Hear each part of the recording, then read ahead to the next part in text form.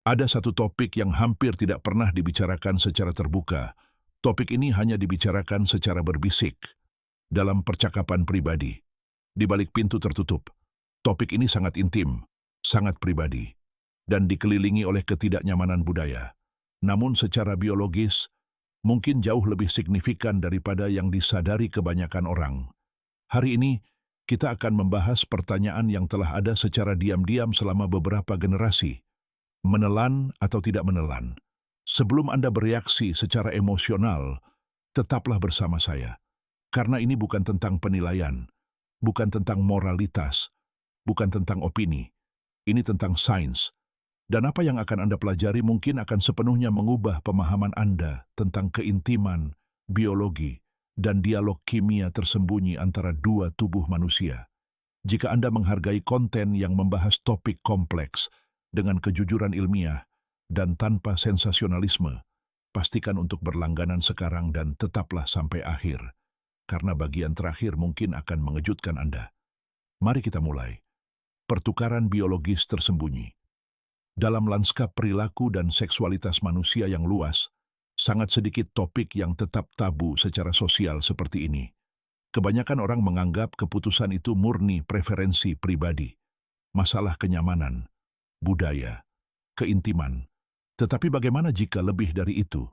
Bagaimana jika alih-alih memandangnya sebagai tindakan pribadi, kita memeriksanya sebagai peristiwa biologis dan psikologis? Karena memang itulah adanya. Penelitian ilmiah, terbatas tetapi terus berkembang, telah mulai mengupas lapisan tabu ini. Dan apa yang diungkapkannya sangat menarik. Air mani bukan sekadar cairan reproduksi. Ini adalah koktail biologis yang kompleks. Campuran hormon, neurokimia, enzim, nutrisi, mineral, dan materi genetik. Masing-masing dirancang untuk tujuan evolusi tertentu. Dan ketika dimasukkan ke dalam tubuh wanita, terutama melalui saluran pencernaan, ia berpotensi berinteraksi dengan sistemnya dengan cara yang tidak terduga. Jadi pertama-tama, mari kita pahami apa sebenarnya yang terkandung dalam air mani. Terbuat dari apa sebenarnya air mani? Ada kesalahpahaman besar yang tidak disadari kebanyakan orang. Air mani sebagian besar bukanlah sperma. Faktanya, sel sperma sendiri hanya membentuk sekitar 5 hingga 10% dari total volume ejakulasi. Sisanya, 90 hingga 95% disebut plasma semen. Dan plasma ini bukanlah pembawa pasif. Ini adalah larutan yang sangat terorganisir dan direkayasa secara biologis yang diproduksi oleh berbagai kelenjar di dalam sistem reproduksi pria. Tujuan evolusionernya jelas, untuk melindungi, memberi nutrisi, dan memberi energi pada sperma selama perjalanan mereka menuju pembuahan. Mari kita uraikan koktail biologis ini.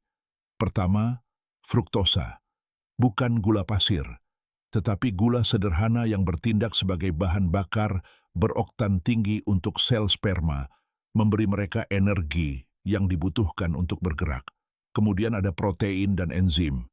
Ini membantu melindungi sperma dari lingkungan asam saluran reproduksi wanita dan mengatur konsistensi cairan, sehingga sperma dapat bergerak secara efisien pada saat yang tepat.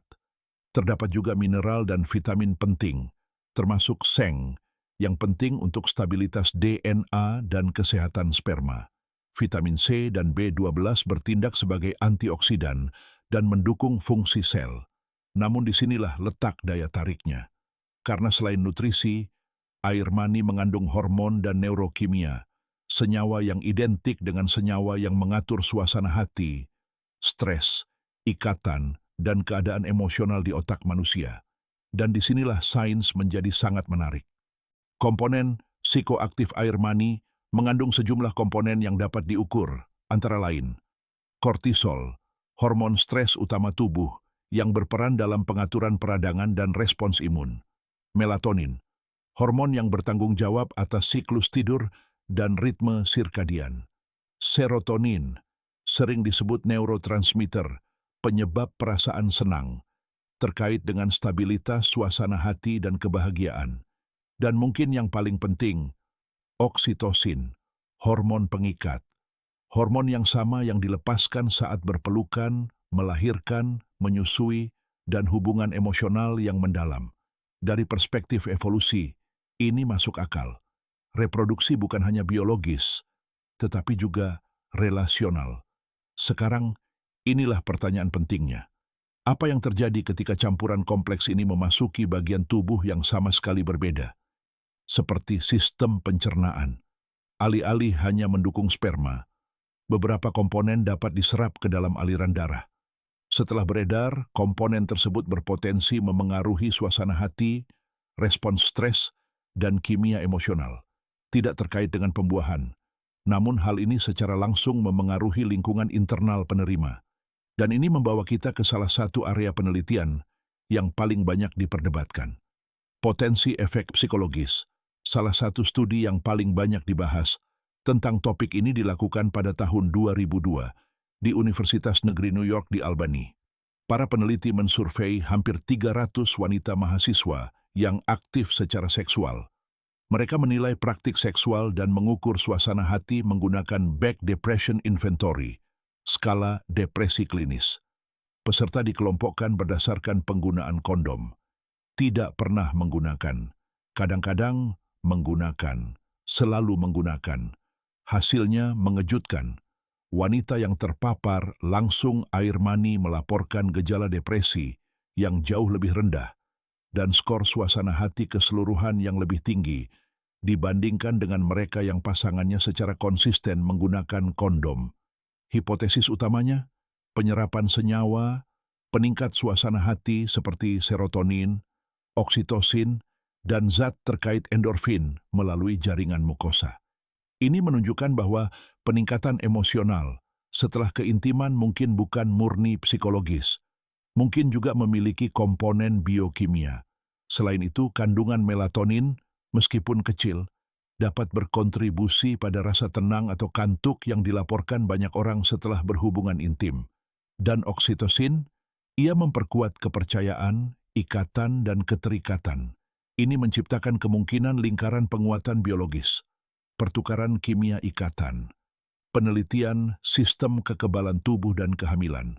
Mungkin penelitian yang paling menarik berkaitan dengan sesuatu yang disebut toleransi imunologis. Sistem kekebalan tubuh wanita dirancang untuk menyerang materi asing.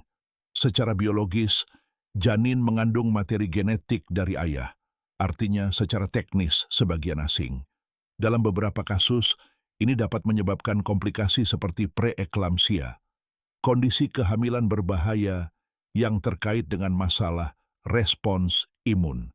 Beberapa penelitian menunjukkan bahwa paparan cairan mani pasangan yang berkepanjangan sebelum pembuahan dapat mengurangi risiko preeklamsia. Teorinya, paparan bertahap membantu sistem kekebalan tubuh mengenali protein ayah sebagai tidak mengancam. Dengan kata lain, tubuh belajar toleransi. Namun, dan ini sangat penting, temuan-temuan ini hanyalah korelasi dan hipotesis, bukan resep medis. Ini bukan pengobatan untuk depresi, bukan pengganti perawatan medis, bukan strategi pencegahan yang terjamin. Ini adalah ilmu pengetahuan yang sedang berkembang, yang mengeksplorasi kompleksitas komunikasi biologis manusia. Sebutkan sumber daya singkat. Dan berbicara tentang vitalitas biologis. Keintiman berkembang ketika kedua pasangan merasa percaya diri dan mampu secara fisik. Bagi pria, mempertahankan performa dan daya tahan terkadang bisa menjadi tantangan. Saat ini ada video edukasi pribadi yang menjelaskan metode alami 7 detik yang mengatasi akar penyebab penurunan performa pria tanpa pil berisiko atau perubahan gaya hidup ekstrem. Jika itu relevan bagi Anda dapat mengaksesnya melalui tautan yang disematkan di komentar atau dengan memindai kode QR di layar. Sekarang, mari kita bicara tentang risikonya. Karena keseimbangan itu penting, risiko kesehatan yang serius. Meskipun potensi manfaatnya menarik, risikonya sangat nyata. Risiko paling kritis adalah infeksi menular seksual. Air mani merupakan pembawa utama patogen virus dan bakteri, dan jaringan mukosa mulut menyerapnya dengan efisien. Seks oral tidak otomatis aman. HIV dapat ditularkan melalui mulut, terutama jika terdapat luka kecil atau peradangan gusi. Herpes, baik HSV maupun HSV2, menyebar dengan mudah. HPV sangat mengkhawatirkan karena strain tertentu sangat terkait dengan kanker orofaringil, kanker tenggorokan, pangkal lidah, dan amandel. Angka kejadiannya meningkat secara global. Infeksi bakteri seperti chlamydia, gonore, dan sifilis dapat menginfeksi tenggorokan seringkali tanpa gejala. Itulah masalah utamanya. Banyak infeksi bersifat asimptomatik pada pembawa. Pemeriksaan visual tidak berarti apa-apa. Ada juga kondisi langka namun serius yang disebut hipersensitivitas plasma semen, reaksi alergi terhadap protein dalam air mani. Gejalanya berkisar dari pembengkakan dan gatal lokal hingga, dalam kasus ekstrem, anafilaksis, keadaan darurat yang mengancam jiwa. Selain itu, air mani mencerminkan kesehatan pria secara keseluruhan. Penyalahgunaan alkohol, penggunaan narkoba, obat-obatan, jejaknya dapat muncul dalam cairan tubuh.